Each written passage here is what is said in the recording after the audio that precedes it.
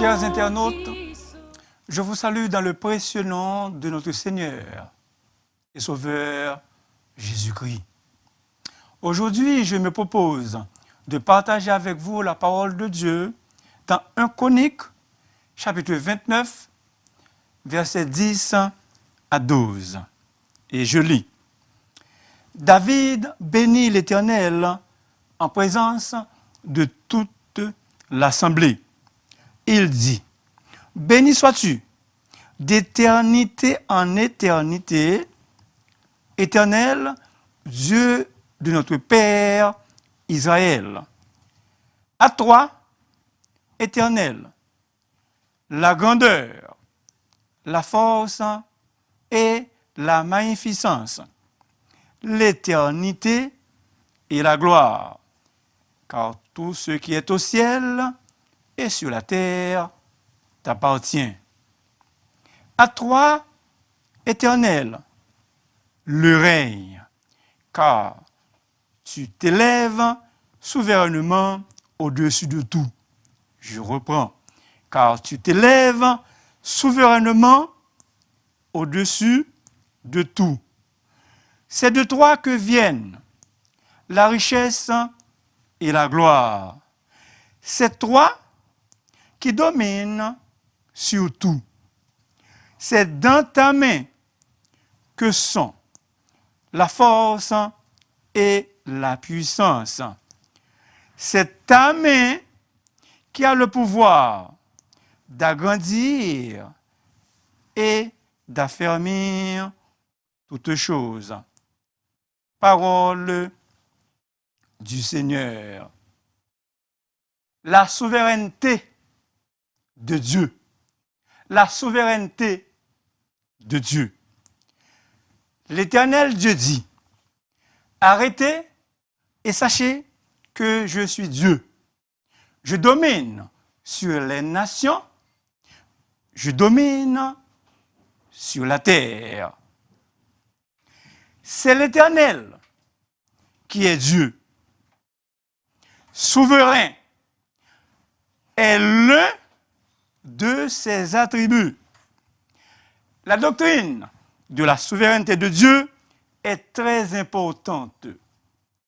La Bible dit, l'homme naît pour souffrir comme l'étincelle pour voler. Chacun de nous, un jour ou l'autre, doit faire face aux épreuves, aux souffrances de la vie. Est-ce qu'il y a quelqu'un qui m'écoute et qui n'a jamais souffert, qui n'a jamais passé par une difficulté quelconque? Même si tu n'es pas frappé personnellement par l'adversité, néanmoins, un proche, quelqu'un que tu aimes beaucoup, et donc, ça te fait mal. Bref, on affronte certainement l'adversité à un moment ou à un autre dans notre vie. La doctrine de la souveraineté de Dieu nous oblige, nous recommande d'investir une confiance totale et entière en Dieu même dans les calamités, même dans les tribulations. Ce n'est pas facile, j'en conviens. Ce n'est pas facile de faire confiance à Dieu quand ça va mal. Une épreuve est extrêmement difficile à vivre, à avaler. Et l'on se demande, Dieu est-il vraiment au contrôle de ma situation? Pourquoi cela m'arrive? Comment continuer à croire dans la souveraineté et la bonté de Dieu quand le mal s'abat sur nous sans aucune explication plausible ne soit en vue? Comment continuer à croire dans la souveraineté et la bonté de Dieu quand le malheur s'abat sur nous sans aucune explication plausible ne soit en vue? Toutefois, Dieu demeure entièrement et pleinement souverain. Quoi qu'il arrive, advienne que pourra, tout est gouverné par Dieu. Et s'il vous plaît, ne cherchez pas à comprendre la souveraineté de Dieu. Si tu cherches à la comprendre, tu vas virer fou. Fou, F-O-I, fou. Les voies de Dieu sont incompréhensibles. Nous ne comprendrons jamais la souveraineté de Dieu. Notre intelligence est bornée et très limitée par rapport à celle de Dieu. L'Éternel a dit, « Mes pensées ne sont pas vos pensées, et vos voix ne sont pas mes voix, dit l'Éternel. Autant les cieux sont élevés au-dessus de la terre, autant mes voix sont élevées au-dessus de vos voix, et mes pensées au-dessus de vos pensées. » Dieu est incompréhensible et c'est tout à fait normal. Si nous comprenions pleinement Dieu, il ne serait pas Dieu. Le prince des prédicateurs, Charles Spurgeon, a déclaré: la souveraineté de Dieu se révèle merveilleusement complexe. Nous voulons toujours la comprendre, mais nous ne le pourrions jamais. Je vous l'assure, vous savez peut-être dans un peu de temps, mais pour l'instant, vous devez croire en la providence de Dieu. Pour l'instant, nous devons croire dans la providence de Dieu. Adorons Dieu en lui faisant confiance. Est-ce que vous êtes là? Est-ce que vous êtes là? Pour faire confiance à Dieu, nous ne devons pas regarder les circonstances adverses avec les yeux physiques, mais avec les yeux de la foi. Pour faire confiance à Dieu, nous ne devons pas regarder les circonstances adverses avec les yeux physiques, mais avec les yeux de la foi. Attention, attention, la souveraineté de Dieu ne supprime pas la responsabilité de l'homme. La souveraineté de Dieu n'annule pas la responsabilité de l'homme. Il ne faut pas sombrer et tomber dans une sorte de fatalisme. C'est-à-dire, tous les événements sont fixés à l'avance par le destin. Encore une autre forme de fatalisme. On pense que ce qui arrive devait arriver. Pas nécessairement. Tu conduis. Alors, tu fais attention. Tu portes attention aux signalisations. Maintenant, la définition de la souveraineté de Dieu. La souveraineté de Dieu désigne le pouvoir et un pouvoir libre et illimité qui exerce un contrôle absolu sur le monde et sur l'histoire. Psaume 103, verset 19. Dieu est souverain, souverain absolu. Cela veut dire qu'il conçoit ses projets et les réalise en son temps, à sa façon. Rien ne lui échappe. Vraiment, rien n'échappe à son contrôle. D'ailleurs, Dieu le dit lui-même. Écoutez bien, s'il vous plaît. 3 fois par année, tous les hommes du peuple viendront se présenter devant moi. Très important, il dit, le souverain. Dieu dit qu'il est le souverain. L'Éternel, le Dieu d'Israël.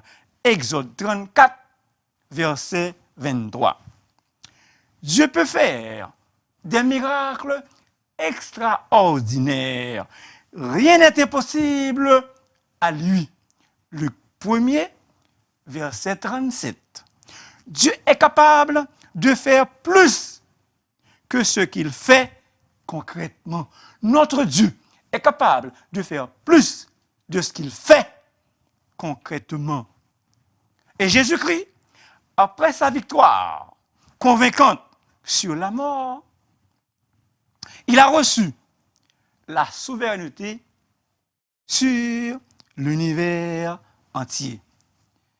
De fait, cette souveraineté, Christ l'a eue déjà parce qu'il est Dieu, égal à son Père. Tout pouvoir m'a été donné dans le ciel et sur la terre. Christ a tout pouvoir. Il a un pouvoir universellement souverain. Dieu domine sur les nations. Une domination universelle. Psaume 22, verset 29. Dieu établit les royaumes. Il renverse des empires et décide de l'histoire des dynasties selon son bon plaisir. Dieu est le seul souverain, le roi des rois et le seigneur des seigneurs au siècle des siècles. Et Paul dit Amen. Selon la Bible, la souveraineté de Dieu est irréversible et infinie. James Boyce a dit toute la Bible proclame la souveraineté de Dieu. Toute la Bible, peuple de Dieu, chers internautes, proclame la souveraineté de Dieu. Personne ne peut lui opposer. J'agirai, c'est l'Éternel qui parle, j'agirai, qui s'y opposera? Dieu peut agir, ou Dieu agit comme il lui plaît, comme bon lui semble. Je reconnais que tu peux tout et que rien ne s'oppose à tes pensées. Notre Dieu est au ciel. Il fait tout ce qu'il veut. Et personne ne peut s'opposer. Pourquoi? Parce que lorsque l'Éternel Dieu créa le cosmos, le ciel et la terre, personne n'y était. Voilà pourquoi il a posé cette question à Job. Où étais-tu quand je fondais la terre? L'Éternel posa la question à Job. Où étais-tu quand je fondais la terre? C'est pourquoi personne ne peut lui résister. Personne ne peut lui opposer. Dieu domine sur toute situation. Rien au monde ne peut lui résister. ni les éléments en furie, ni les nations armées jusqu'aux dents. Et là, quand Dieu agit, personne ne peut retenir sa main. Ce que sa bouche a dit, sa main l'accomplira. Ce que Dieu a promis, il peut aussi l'accomplir. Pourquoi? Parce qu'il est souverain. Un législateur est quelqu'un qui fait des lois. C'est Dieu, dans sa souveraineté, qui a créé les lois existentielles. E.D. Carson a dit, l'Écriture présente toutes les lois physiques provenant directement du Tout-Puissant. Dieu a fait le monde et tout ce qui s'y trouve. En Dieu résident toutes les puissances pour commander l'univers tout entier. Le principe d'Archimède, vous le connaissez. Pendant qu'il prenait son bain, il a découvert le principe qui porte son nom. Et à cette découverte, il a crié, Eureka, j'ai trouvé.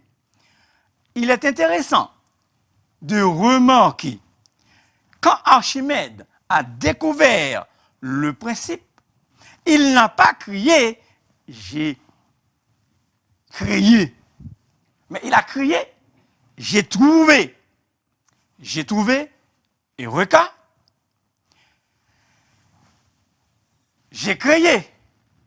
Et pour ça, Archimède était conscient qu'il a trouvé un principe, mais il ne l'a pas créé lui-même. Ça fait au moins 6 ans. J'ai été dans un cours. Et au début, une étudiante a dit, est-ce qu'il y a quelqu'un qui a perdu 5 $? J'en ai trouvé au bas de l'escalier. Écoutez bien, s'il vous plaît. Dieu n'avait pas perdu un principe. Ce principe existait déjà dans la nature. Et Archimède l'a trouvé. Comme l'étudiante qui avait trouvé un billet de 5 $. Les psychologues s'entendent pour dire que la vie n'est pas facile. Non, non, le chemin n'est pas facile. Non, non, chemin n'est pas facile. Maintenant, dans les atrocités, dans les soubresauts, quelle est notre attitude? Quelle devrait être notre attitude envers Dieu? Et la Bible répond à cette question. Je te loue, Père, de ce que tu l'as voulu ainsi. Je t'adore, Père, de ce que tu l'as voulu ainsi. Et pour s'exprimer de cette manière, dans les bouleversements, cela requiert une foi paisible dans le Dieu souverain. Maintenant, au moins 2 attitudes. La première, une attitude d'adoration et de glorification. Reconnaître la souveraineté de Dieu, cela doit absolument nous pousser à nous prosterner devant lui pour l'adorer et le glorifier. Deuxième attitude, une attitude d'acceptation totale. La vraie reconnaissance de la souveraineté de Dieu nous enseigne à ne pas nous plaindre dans les moments difficiles, mais de les accepter entièrement. Il est naturel de murmurer. il est naturel de murmurer face aux afflictions de la vie. Il est naturel de nous plaindre quand nous sommes privés des choses que nous aimons. Exemple, un travail, la mort d'un enfant, une maladie chronique n'est pas bienvenue. Mais Dieu est souverain dans les bons comme dans les mauvais jours. Un sage a dit, Dieu laisse parfois les autres nous traitent injustement. Il permet même à leurs actions d'affecter sérieusement à vue humaine notre carrière et notre avenir. Et c'est pour notre bien. Chers auditeurs, Dieu a son propre plan pour votre vie. Dieu a son propre plan pour ses enfants. Je connais les projets que j'ai formés sur vous, dit l'Éternel. Projets de paix et non de malheur, afin de vous donner un avenir et de l'espérance. Nous devons, vous et moi, nous devons nous arrêter de nous plaindre pour rendre des actions de grâce à notre Dieu. Nous devons soumettre nos plans et nos projets à la volonté souveraine de Dieu. Si Dieu le veut, nous vivrons. Si Dieu le veut, nous ferons ceci, nous ferons cela. Maintenant, les bénédictions de la souveraineté de Dieu. La notion de la souveraineté de Dieu est pour nous une source de bénédiction. Cela nous procure une protection. Psaume 91, un psaume que vous connaissez très bien. Celui qui demeure sous l'abri du Très-Haut. Plus loin, il dit, il te couvrira de ses plumes et tu trouveras un refuge sous ses ailes. Le Dieu souverain est notre refuge. Il nous couvre, il nous protège sous ses ailes, comme une mère poule qui protège, qui couvre sa couvée, ses poussins. La doctrine de la souveraineté de Dieu est un grand réconfort pour notre âme troublée et angoissée. Arrêtez et sachez que je suis Dieu. Psaume 46, verset 11. Arrêtez et sachez que je suis Dieu. Ce double commandement veut dire qu'il ne faut pas céder à la panique. Pas de panique. On se calme. Pas de panique. On se calme. Katharina von Schegel, en inspirant du psaume 46, le verset 11, il a écrit ce poème. Je vais vous lire juste une partie. Calme-toi, mon âme. Ton Dieu a pris la relève pour diriger ton futur. Comme il a guidé ton passé. Que rien n'ébranle ton espérance et ta confiance. Que rien n'ébranle ton espérance et ta confiance. Ce qui est mystère aujourd'hui sera lumière demain. Sois tranquille, mon âme. Les vents forts et les flots mugissants obéissent toujours à sa voix, à la voix de l'Éternel. David dit, j'ai l'âme calme et tranquille, comme un enfant sevré qui est auprès de sa mère. Et il répète la même chose. J'ai l'âme calme, comme un enfant sevré. Vous et moi, avons-nous, comme David, l'âme calme et paisible? Nous adorons un Dieu souverain et éternel. Notre Dieu est éternel, mais nos problèmes, nos angoisses, nos soucis ne sont pas éternels. Ils sont éphémères. Un jour ou l'autre, ils vont disparaître.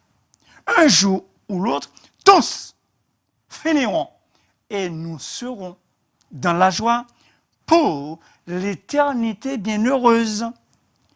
Après la pluie, c'est le beau. Après la pluie, c'est le beau temps. Psaume 46, verset 8. L'Éternel des armées est avec nous. Verset 12, le même refrain.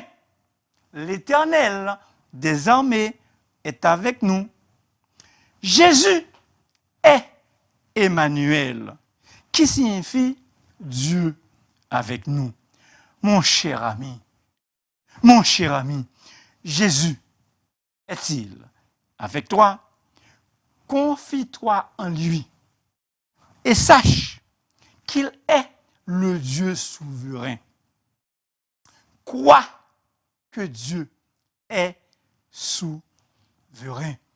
Il veut te sauver.